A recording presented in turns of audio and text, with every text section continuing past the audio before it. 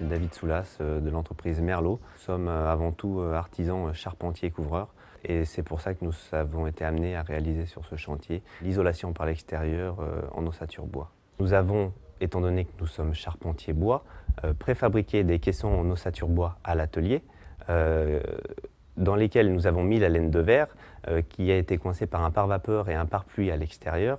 Nous avons positionné ces caissons qui ont été fixés par des ferrures métalliques devant les façades béton. On a préfabriqué dans nos ateliers ces caissons pour une raison toute simple, une raison de temps déjà, d'exécution sur chantier et une raison climatique. C'est vrai que quand il pleut, c'est souvent plus compliqué d'assembler sur chantier que d'assembler à l'atelier. Donc en fait, deux types de complexes d'isolants par l'extérieur ont été mis en œuvre par notre société.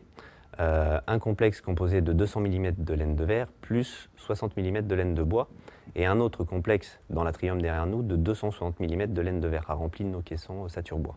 La laine minérale était préconisée au descriptif qui était établi par la maîtrise d'ouvrage et la maîtrise d'œuvre. Si on ne nous avait pas préconisé au descriptif ce type d'isolant, c'est sans doute cet isolant que nous aurions choisi car c'est dans 80% des cas celui-ci que nous mettons en œuvre dans nos ossatures bois. On choisit ce type d'isolant car c'est une question de coût. Et puis de deux, c'est une rapidité d'exécution sur chantier et c'est une souplesse pour ajuster dans les ossatures bois qui n'est pas négligeable. C'est un chantier un peu prototype, nous allons dire, malgré que tous les chantiers sont uniques. Celui-ci encore plus, étant donné que d'habitude, nous, l'ossature bois, elle est porteuse.